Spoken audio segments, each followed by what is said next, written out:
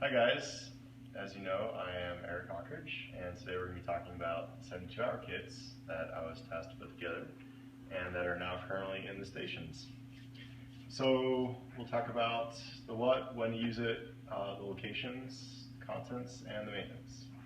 So the what, obviously these are 72-hour kits. A while back in the fall, admin asked me to, have some 72-hour kits put together for the stations. And this is the final product of that about 6 months ago. So it's taken a little bit of time, but they're all currently in the stations. The when to use it, obviously this is going to be a time where we have run out of options and we need food and water. Perhaps a natural disaster or a long-term emergency. Your BCs should be aware of these kits and should tell you guys when to open them up, so don't just go pulling them in case you forget groceries. The location. So every station should be located up in the clock loft, for the exception of 35 and 34. 35, they're going to be in the small room that's off the weight room, and they're just down on the ground underneath the shelving there.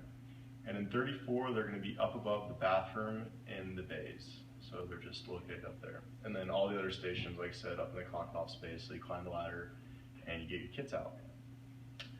So the contents. There is a kit, which I'm calling a kit, a blue bag as such, and then also a water jug. And there should be a kit for every apparatus and a water jug for every person. So that means every ambulance and every two-man engine is going to have a bag, meaning for 31, 34, 35, and 37 there should be 2 bags and 4 water jugs. And then the special ops stations, currently 36, 33, and 38 are going to have 1 bag for 3 people and 3 separate water jugs. As things develop, and if we get a 4th person permanently at 38, I will make necessary changes and add some there. So yeah, that is the location.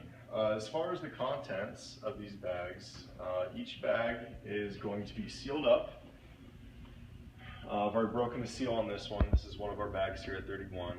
So it's going to be sealed up, just so I can keep track of what's going on with the bags, and just so that people aren't tempted to go in and mess around with them. We'll start out by the food. These are Mountain House freeze-dried food.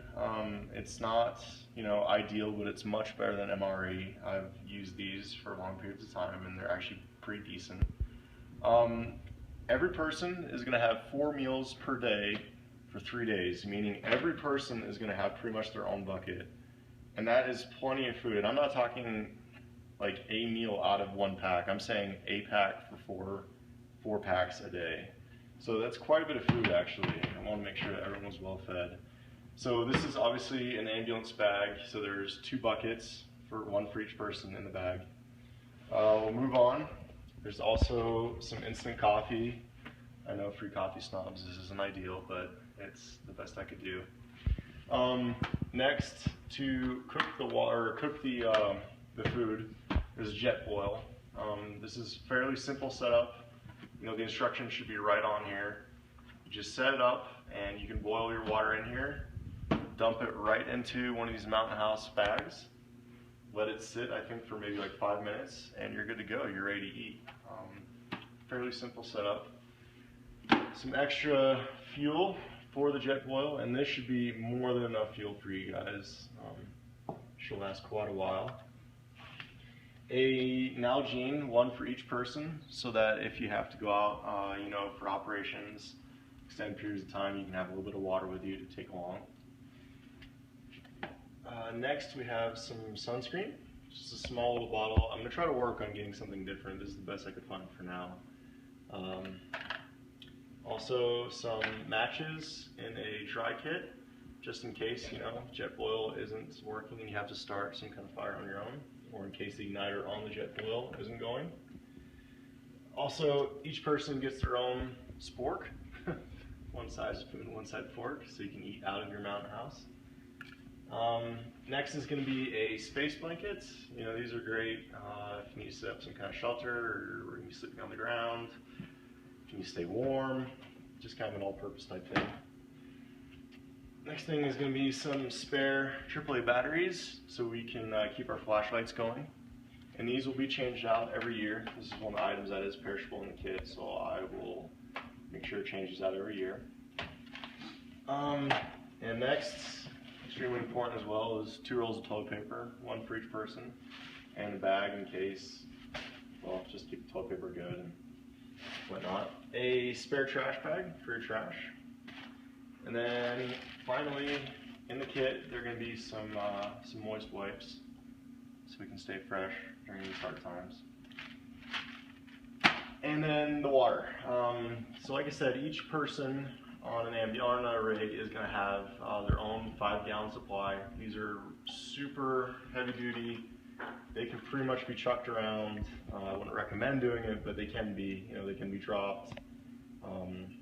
Yeah, 5 gallons per person. So it's a good amount for drinking. I wouldn't advise maybe doing your dishes with it or starting to take showers with it. I mean, this is more than enough for drinking for 3 days, but once you start tapping into this for other needs, it might become a little scarce. They are all labeled as well with a unit number so that you can keep track of them. So that covers the contents, and then finally the maintenance of the kits. I will actually be doing all the maintenance on the kits as of now. I have inventories, and I know which seal is on each bag, and I'll also be keeping track of how often the water needs to be freshened up and replenishing the perishable items in the kit. So every year I'll come around, change out the batteries, and put new water in the jugs. Just so you know as well, the water has been treated so that it is, you know, it can last for up to a year. It may taste a little bit stale, but it will be safe to drink. So don't have to worry about that. And I think that should cover pretty much everything about the 72-hour kits. If anybody has any specific questions, feel free to ask me or ask your VCs. And hopefully we never have to use them. Thanks a lot, guys.